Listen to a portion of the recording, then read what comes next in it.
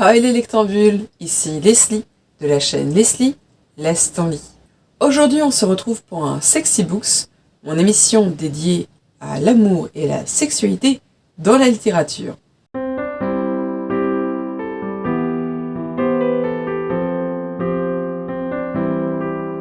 Et la question que je me pose aujourd'hui avec vous, en ce mois de février, où l'on célèbre une certaine Saint-Valentin, quelque chose comme ça, est-ce qu'il y a vraiment des bonnes romances en littérature?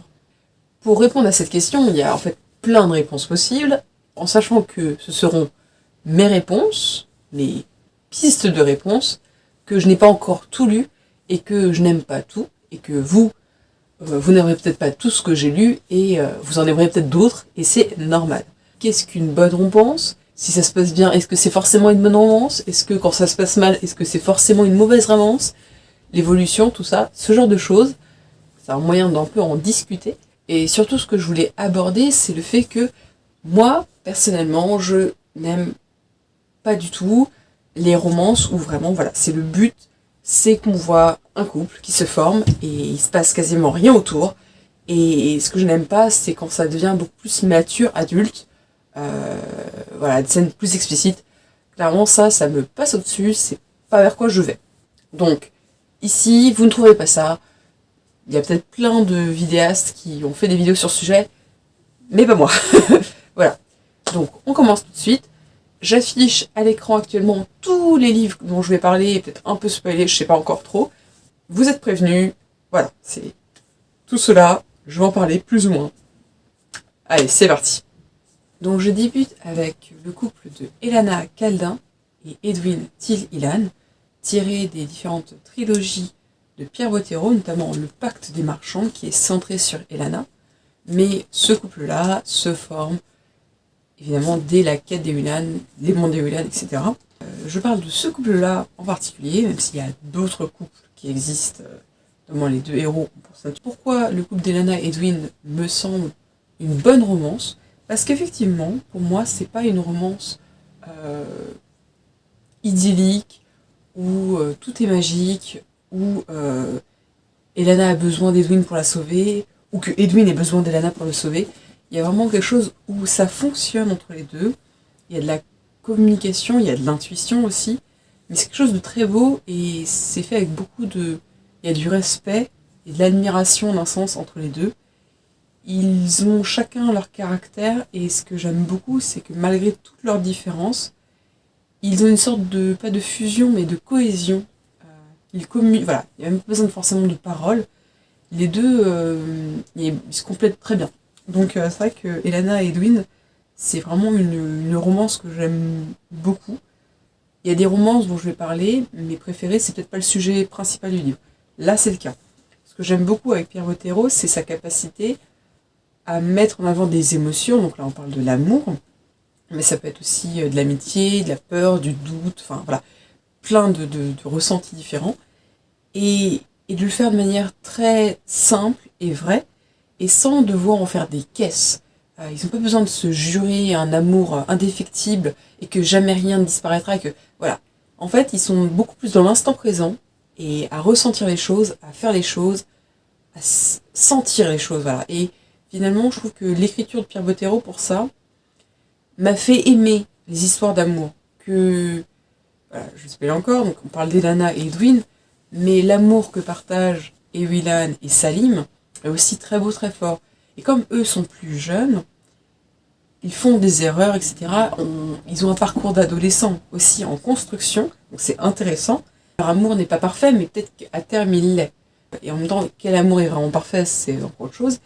Mais ce que je trouve très bien, en tout cas avec le couple d'Elana et Edwin, c'est qu'il est fluide, c'est qu'il est compris, il est logique, et il est là, évidemment qu'il est là. Voilà, il y a pas de doute, il n'y a pas de remise en question, il n'y a pas de toxicité, voilà, c'est simple, quoi. Et l'émotion s'affuse. Et ils s'aiment, ils n'ont pas besoin d'en faire des caisses. Et moi, vraiment, c'est ça que j'aime bien, c'est cette idée de... Mais si vous aimez quelqu'un, vous êtes là pour lui, pour elle, et c'est tout. Enfin, il n'y a pas besoin de prouver quelque chose. Il n'y a pas besoin de... Voilà, vous le démontrez par des actions. Vous pouvez le dire à la personne que vous l'aimez, bien sûr, mais si vous le démontrez au quotidien, ou par des grandes actions, hein, parfois, c'est là que ça va être beau, en fait. Et ce que j'aime beaucoup, c'est qu'au-delà de toute l'histoire extraordinaire que vit Willan, que vit Elana, ces émotions très humaines, très simples et fortes, c'est ça qui fait qu'on s'attache au personnage. Et j'ai un grand attachement à Willan, oui, aussi à Willan et à Salim, à Elana et à Edwin, et leur couple est très fort. Et ce que j'aime bien, c'est que j'aime beaucoup leur couple, mais je les aime beaucoup aussi individuellement. Et finalement, c'est une grande leçon, c'est que faut pas qu'ils disparaissent dans le couple. Voilà, en passant, ça fait une petite leçon sur la vie.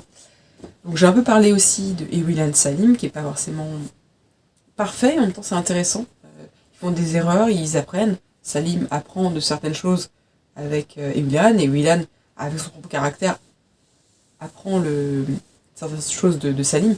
Ce qui me gênerait finalement peut-être, c'est que Salim est amoureux à un point de... Il fera tout pour elle. Et ce qui pas me fait peur, mais... Et Willan, il y a des moments où t'as envie de la tarter. Elle est occupée par plein de choses, et c'est une adolescente, etc. Mais elle a parfois raison, mais parfois elle a tort. Et Salim, il l'aime, et il lui excuse tout, donc c'est beau. Mais il y a des moments où t'as envie de dire à Salim, mec, prends de la distance pour ta choix, quoi. Donc voilà, je dirais pas qu'elle est toxique, et Willan par rapport à Salim, mais justement ils évoluent, et c'est là que ça devient intéressant. Et qu'il y a des moments où il est un peu surpris, et c'est aussi très réaliste en un sens qu'il ne soit pas tout de suite automatique. Mais c'est vrai qu'entre Elana et Edwin, c'est fluide comment ils se mettent en couple, et après ça se fait tout seul, quoi. Et ça vraiment j'aime beaucoup. Autre couple idyllique, classique, j'ai envie de dire, dans la littérature anglaise cette fois-ci, nous avons Pride and Prejudice, donc Orgueil et Préjugés, avec évidemment Mr. Darcy, et Elizabeth Bennet. Donc là c'est la version en anglais, je ne sais plus où est la version française. Et c'est vrai que Elizabeth Bennet et Mr. Darcy, tout le monde, je ne sais pas si tout le monde, mais beaucoup de fangirls ont une fascination, une attirance envers Mr. Darcy, je pense, parce que il a un caractère de protection qui fait qu'il est très sarcastique, très froid, très à rejeter l'autre. Et Elisabeth étant beaucoup plus sarcastique aussi, ils ont tous les deux une sorte d'orgueil d'aller envoyer paître l'autre. Et c'est vrai que ce qui est très jouissif, du moins dans ce Jane Austen-là, c'est ce fait que, c'est pas qu'ils se tournent autour, hein, mais ils s'envoient paître l'un l'autre pour mieux se retrouver. Je trouve que les deux fonctionnent bien. Dès le début, on sait que ça va être deux, enfin, je sais pas si vous avez vu que les films, mais c'est pas facile, mais c'est évident. Voilà, on sait qu'ils vont devoir travailler sur eux-mêmes, avec leur caractère, leur orgueil, leur confiance en eux démesurée, et leur besoin d'avoir raison, ça c'est surtout Elisabeth, et ce besoin d'accepter ses émotions pour Mr. Darcy. C'est vrai que c'était très intéressant parce que, là encore une fois, les personnages travaillent sur eux, mais pour eux-mêmes, bien sûr. Et c'est là que subitement, leur amour qui était là, qui était évident, qui était... Ah Et c'est vrai que je pense que c'est une des premières romances que j'ai lues qui m'a fait dire « Ah oui !» Je pense que j'ai beaucoup plus une facilité à accepter, à être dedans, quand c'est une romance à la télé, au cinéma. J'aime beaucoup, enfin je suis pas contre les romances en soi, mais voilà, j'ai plus une tolérance quand c'est à la télé, parce que c'est juste pour ça plus bref, mais lire une romance, je pense que je peux pas. Le côté niais m'agace très vite. Les romances de Noël, c'est insupportable pour moi, enfin voilà. Et c'est vrai que là, pour le coup, comme il y a tout le décorum, qu'il y a toutes les attentes, que Elisabeth est quand même ce personnage qui préfère être dans ses bouquins, qui a un esprit très libre, très... par rapport à sa sœur qui veut se marier, etc. Il y a vraiment cette logique de faut que l'aîné se marie, puis ensuite, pour la cadette, la Benjamin ne pourra pas se marier avant la cadette, quoi. Il y a vraiment cet esprit-là. C'est ça que je pense que je faudrait que je le relise, parce que ça a été une grosse claque. Donc clairement, il faudrait que je relise Orgueil et Préjugés, parce que je pense que je vais de nouveau être à fond dans Mr. Darcy, et Elisabeth Bennett, mais si, même si je sais très bien comment ça va se finir, évidemment.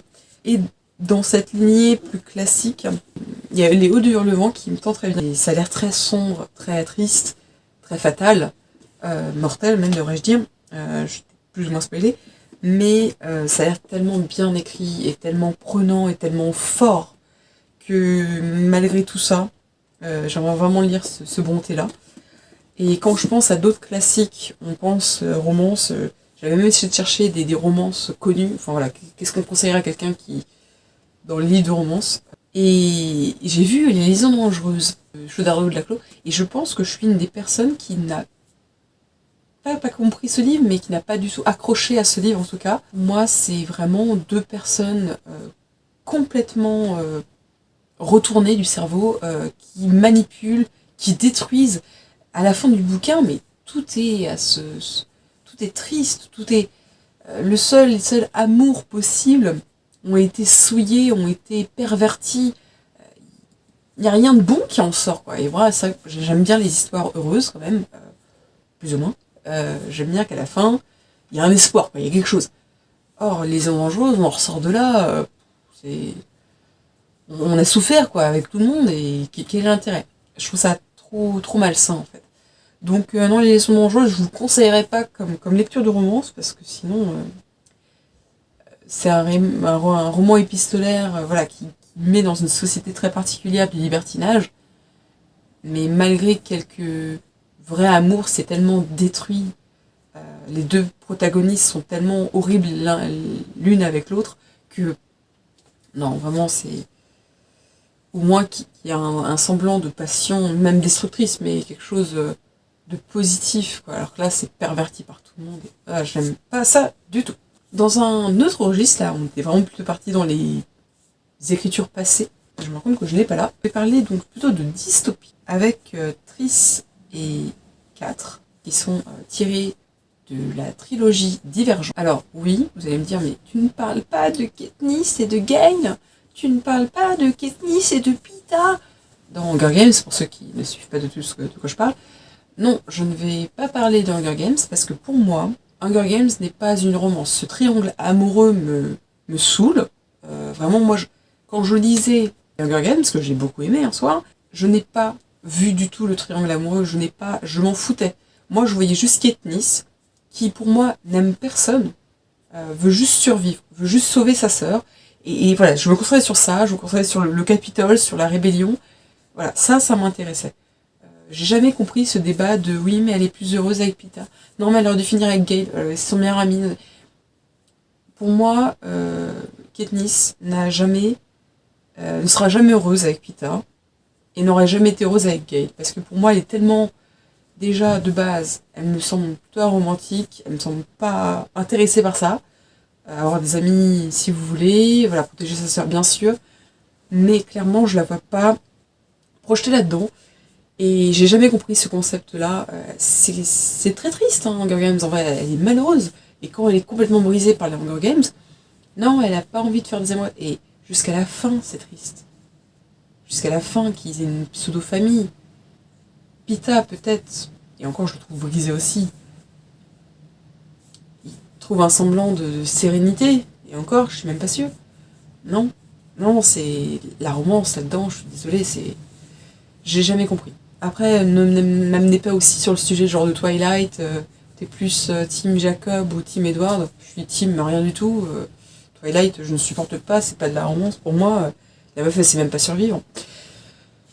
Bref, donc, je vais plutôt parler de Divergente du coup, avec Triss, notre héroïne, et 4, qui eux deux forment pour le coup un couple où il y a encore une fois ce développement de la confiance. Il y a vraiment cette idée de la dystopie où le couple, l'amour, permet de donner de l'énergie. Dans 1984, ça a un peu foiré, voilà, mais souvent dans les dystopies, il y a cette idée où quand on rencontre l'autre, l'amour, ça développe une énergie. Et bon, je pense que ce qui est bien, c'est qu'il y a cet amour, cette confiance, cette énergie, mais malgré tout, Triss avait déjà ce potentiel-là, bon, ouais, Divergent, tout ça, mais ce qui est fort, c'est que voilà, il y a cette confiance, il y a ce développement des personnages, ce développement de l'amour du couple, et j'ai trouvé que Divergent, pour le coup, était beaucoup plus, pas adulte, mais bah, la romance est là, bien sûr, mais ça va pas noyer le reste, quoi. Et ça, j'ai trouvé ça bien. Ça aurait pu glisser vers, on n'est plus d'à côté. Je crois que les films l'ont un petit peu fait à certains moments, mais ça va. Pour le coup, je trouve que les films étaient pas trop mal adaptés en vrai. Triss et Kat, c'est un des couples de la dystopie que j'affectionne particulièrement. Vraiment, j'ai passé un bon moment avec Divergente. Je pense que passer après le cap du coup de Hunger Games, c'est passé un peu à la trappe, mais ça aurait pas dû, parce que c'est une très bonne dystopie. Et c'est un très bon couple, à mon avis. On passe ensuite à un autre sujet. Donc là, j'ai fait la fantasy française, l'historique plutôt anglais. Je suis passée à la dystopie plutôt américaine. Et là, on repart dans un autre sujet plutôt contemporain, anglais. Et donc, je pense à Nos étoiles contraires de John Green, avec du coup Hazel et Gus, donc Augustus, qui est donc une des histoires les plus tristes qu'on connaisse. Même si, en réalité, j'ai moins pleuré pour celui-là que pour Qui es-tu Alaska, du même auteur, John Green. Nos étoiles contraires, ce qui est triste, c'est que comme effectivement ils sont tous les deux malades et qu'il y a un peu cette épée de Damoclès au-dessus d'eux, voilà, c'est très dur. Malgré tout, ce que j'aime beaucoup, c'est tout ce côté de... Ils voient un autre couple dire toujours, toujours, il serait bon toujours, toujours, toujours, et eux deux, ils se disent ok, genre je vais bien, quoi. Et c'est vrai que ce qui est très fort, c'est trouver ces moments d'éternité, alors que la mortalité est là, et trouver, profiter des choses, et avoir ce recul sur la vie alors qu'ils sont jeunes parce que la maladie, se dépasser, etc., par l'amour. Bon, on n'est pas dans les dystopies, mais cet amour donne de l'énergie, donne de l'espoir. L'amour, mais même l'amitié, différents sentiments, permettent d'oublier notre mortalité et la fatalité aussi qui s'annonce. Et vraiment, c'est vrai que celui-là, c'est pas mon préféré de John Green, mais c'est vrai que ce couple est très beau. Et c'est vrai que voilà, c'est une romance plutôt douce, triste. Donc clairement, ne lisez pas ça si vous voulez avoir la pêche. Mais en même temps, c'est beau, c'est dramatique sur la fin, ce qui se passe. Mais il y a une sorte d'éloge malgré tout à la vie. C'est ça qui est très fort chez John Green, c'est souvent ça. Ces histoires sont pas toujours très heureuses, mais il y a toujours un appel à la vie, et il fait beaucoup d'histoires d'amour, très variées. Du coup, moi, je préfère Qui es-tu Alaska, qui est son premier, qui pour moi n'est pas du tout une bonne romance. Je m'explique. La relation de Miles et d'Alaska n'est pas saine du tout, et vu ce qui se passe en plein milieu du bouquin, ça développe quelque chose de très triste et presque toxique. Donc ça développe un fantasme. Miles qui espère, je sais pas les trouver, Miles qui espère d'Alaska, qui est morte, quelque chose qu'elle ne donnera jamais. Enfin, voilà, ça met beaucoup d'illusions, beaucoup d'espérance dans quelque chose qui n'arrivera pas, et il se raccroche à quelque chose qui n'est pas là. Je trouve que c'est un très bon livre dans le sens où ça parle d'adolescence. Mais c'est comme Le Monde de Charlie, mon livre préféré, mais Charlie ne va pas bien. Sam ne va pas bien. Je ne veux pas dire que Charlie et Sam c'est un bon couple, pas du tout. Ce sont des gens en construction. Et clairement, il y a beaucoup de toxicité là-dedans pour moi. Il y a beaucoup de toxicité dans Alaska. Elle est fascinante et tout. Margot pareil, il fait beaucoup de bouquins comme ça en vrai, John Green. Margot pareil, elle est très fascinante, etc. Mais il y a beaucoup de toxicité à rechercher toujours cette femme, à toujours rechercher cet idéal. Et pour moi, en ce sens-là, c'est pas des bonnes romances. C'est des bons bouquins. C'est des bons bouquins de... Voilà, on est entraîné, etc. Enfin, surtout, voilà, La face cachée de Margot, ça a été un peu moins ça. J'ai bien aimé, mais moins. Il y avait des choses que j'aurais pas faites.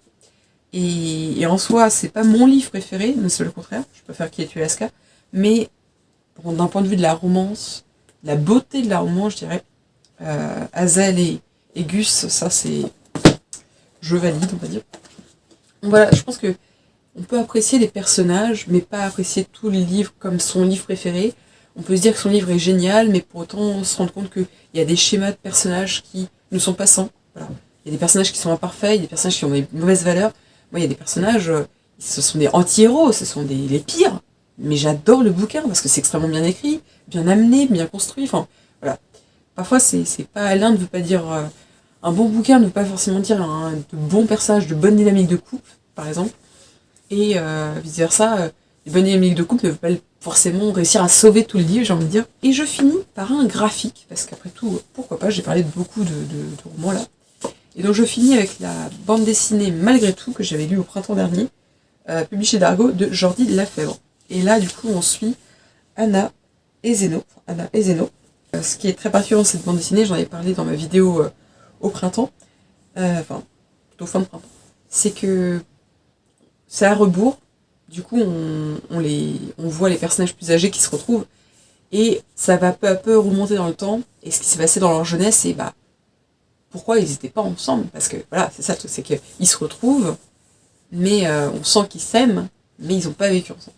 Et malgré, comme je l'avais dit dans la vidéo précédente, le fait que je valide pas pleinement la morale, je pense que c'est un très très bon livre, et c'est une romance, c'est touchant, et c'est prenant, et on suit, et on se dit, bon, ok, ils auraient dû se mettre en couple avant, mais maintenant qu'ils sont ensemble, il y a un peu un accomplissement qui se crée avec ça. Et vraiment, j'ai beaucoup d'affection pour les personnages, surtout pour le couple. Là, pour le coup, les personnages se sont construits, ont vécu des expériences, et c'est un peu la touche finale, le fait qu'ils se mettent ensemble, le fait qu'ils se revoient. Leur amour peut enfin éclore, mais il était déjà là. Et vraiment, voilà, c'est une romance touchante. Donc là, c'était plus ou moins mes couples favoris. J'ai un petit peu évoqué d'autres choses annexes. Je vais à présent citer d'autres bouquins qui me donnent envie, que je n'ai pas encore lus, mais qui, selon moi, me semblent être de bonnes romances. Si vous les avez déjà lus, n'hésitez pas en commentaire à me dire ah oui, totalement, lis-le, c'est une très bonne romance, ou alors, ou pas du tout, j'ai pas du tout aimé, et pourquoi, du coup, dis-moi pourquoi, tout à fait. Donc là, on parlait de graphique, il y a la fille derrière l'écran qui me tente bien, en graphique, romance. Pour le coup, vous avez vu que j'ai cité que des couples hétérosexuels, j'ai pas compris ma vie, et j'aimerais bien vraiment lire beaucoup plus de diversité dans les couples. Donc là, ça me semble-t-il un couple lesbien. Ensuite, j'aimerais bien poursuivre la passe miroir, parce que je pense que ça annonce quand même une romance entre les deux. Donc il faut que je lise le tome 2, donc je pense le lire au printemps. J'ai vu Anatomy Story à lire. Clémentine Beauvais, on en a beaucoup parlé d'elle, donc là c'est les petites reines, mais je pense que Brexit romance, ça pourrait être pas mal aussi côté romance. Dans le style contemporain, tout ça, il y a Eleanor and Park qui me donne vachement envie, donc je l'ai acheté au salon du livre dernier. Fangirl, donc de la même autrice, Wimbo Wowell, j'arrive jamais à dire son nom, Wimbo, un arc-en-ciel, Wowell, qui était effectivement très sympathique, très doux, mais bourré de coquilles, bourré de fautes. Et j'ai peur que Eleanor and Park soit pareil. Je sais pas si. Là, c'est peut-être passé par KPKJ, et Castlemore, je vous aime bien, hein, mais vous faites des fautes partout. Enfin, vous ne relisez pas les fautes. C'est affreux, enfin, au point de gêner la lecture, hein, c'est à ce moment-là. D'ailleurs, en parlant de Fangirl, j'aimerais bien lire aussi les Carry On, qui est du coup, on va dire, dans le monde de Fangirl, elle fait une fiction sur des personnages d'une fiction là-bas. Et voilà, Carry On, c'est un peu sa fanfiction qui se développe. Pour le coup, c'est un couple homosexuel, une romance, on va dire, homosexuelle. Donc je pense que je lirai les Carry On. Dans la poursuite aussi des lectures plutôt homosexuelles, il y a Aristote et Dante découvrent les secrets de l'univers, il y a un tome 2. 2 ou 3 2. Bon, il y en a 2. Et ils meurent tous les deux à la fin.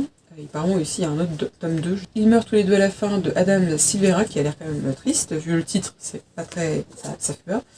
Et Aristote et Dante découvrent les secrets de l'univers de Benjamin Alire Saenz. Désolé si j'écorche votre nom, monsieur Benjamin. Et donc voilà, pareil, on m'a dit beaucoup de bien de celui-là, et celui-là aussi, j'ai vu qu'il est beaucoup passé. On sent un peu la vibes de John Green, enfin, du moins celui-là, où c'est triste, mais c'est beau. Et je pense que j'ai envie beaucoup plus d'accorder une chance à la romance, vraiment à des livres qui sont... La romance est centrale, comme les John Green un peu, même si j'aime beaucoup justement quand la romance est distillée dans le livre, parce que justement, l'amour apparaît comme quelque chose de banal, mais qui fait partie de la vie. Et j'aime bien cette idée que entre deux aventures, voilà, ça peut arriver de naître, quoi. Un peu à part, en soi, je veux toujours lire Loveless, qui se définit par un livre qui ne parle pas de romance.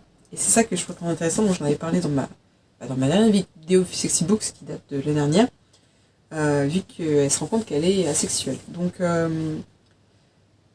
trouve ça aussi intéressant de mettre en avant, là je fais une vidéo pour la Saint-Valentin, vous en doutez, sur les romances, mais en soi, il y a des très bons bouquins qui parlent d'autres types de romances, ou de non-romances, et qui invitent aussi à lire d'autres types de romances. Voilà, qu'il n'y a pas que la romance hétérosexuelle. Donc c'est pour ça que je voulais, quand même, cette vidéo, parler d'autres livres que je n'ai peut-être pas encore lus. Et en soi, j'étais presque partie pour parler de plein de livres qui parlent d'amitié, de plein de livres qui parlent de choses comme ça. Parce qu'en soi, un des couples que j'adore, c'est Percy Jackson et Annabeth Chase. Je les adore, c'est un amour que j'aime fort, parce qu'ils sont complices, parce qu'ils se titillent, etc. Je pourrais parler des amours dans Harry Potter aussi, que j'aime beaucoup. Je pourrais parler Les Oiseaux du Temps, que j'ai lu récemment, de Amal El-Mota et Max Laston, qui suit effectivement un amour aussi entre rouge et bleu, qui est très très fort et très puissant. Mais là, pour le coup, est-ce que j'aime tant le couple que ça, ou est-ce que j'aime énormément l'écriture qui parle d'amour?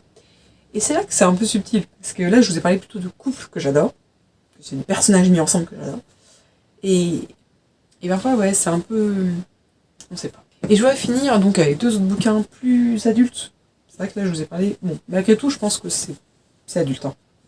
Je vous ai parlé beaucoup de livres plutôt young adultes, jeunes adultes, en sachant que quand même, Émilie Brontë, dont je parlais tout à l'heure, et Jane Austen peuvent se lire complètement adultes. Hein. Ce sont les Madeleine Miller que je voulais mettre en avant aussi, donc avec Le Chant d'Achille et Circé, donc parle dans les 2 cas de romance, dans un contexte antique, avec du coup une femme et un homme, et 2 hommes.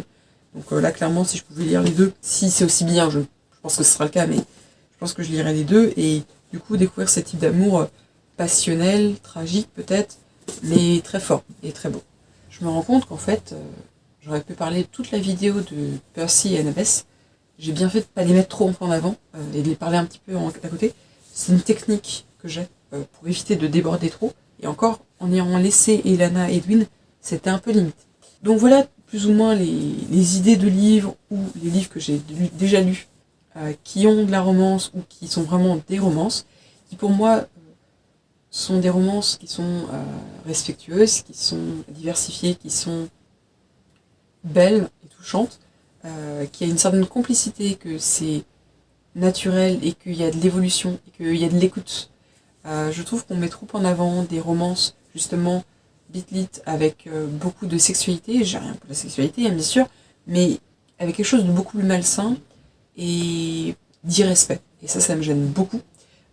En soi, chacun lit ce qu'il veut, hein, bien sûr, mais j'ai un gros problème avec certains livres qui mettent en avant de la sexualité pour de la sexualité.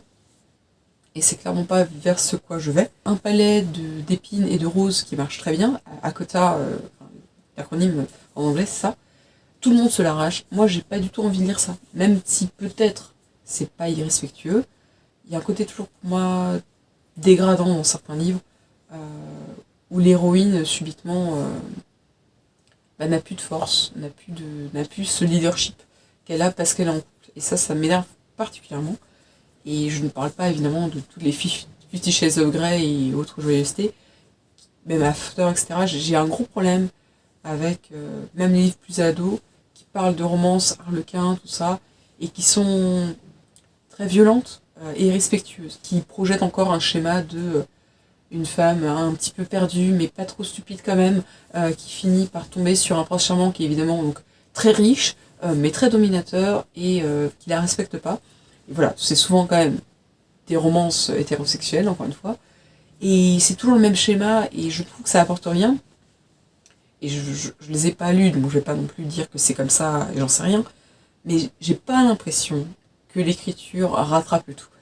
Donc voilà, je voulais plutôt diversifier d'autres types, et j'espère que je vais pouvoir avancer sur les livres dont je vous ai parlé, des romances, d'autres livres bien sûr, et je reviendrai avec vous sur ça, en sachant que la prochaine vidéo ce sera le Bujoli du mois de mars, normalement, et ensuite nous aurons la pile à lire du printemps. Voilà, je vais parler des livres que je vais lire au printemps, et je pense mettre surtout en avant les femmes, et pourquoi pas quelques romances. Voilà. Donc voilà, c'est tout pour cette vidéo. Merci de m'avoir suivi, de m'avoir écouté. N'hésite pas à laisser un petit pouce bleu, un commentaire également, pour me faire des retours sur les romances que tu aimes, ou des romances que tu n'as pas aimées, et pourquoi. Toujours dire pourquoi c'est intéressant. N'hésite pas aussi à me suivre sur Instagram, donc Leslie_Lestory. Je te dis à très vite. Mais n'oublie pas, laisse ton lit.